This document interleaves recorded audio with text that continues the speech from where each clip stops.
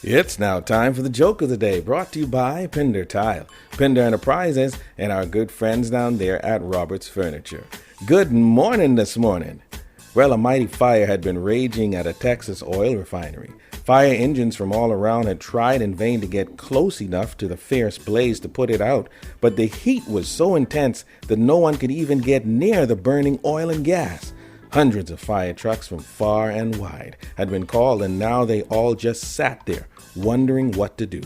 Well, suddenly an old fire engine from a tiny fire company appeared in the distance. It was the only truck from that tiny little town and had been driving all night in response to this fire alarm.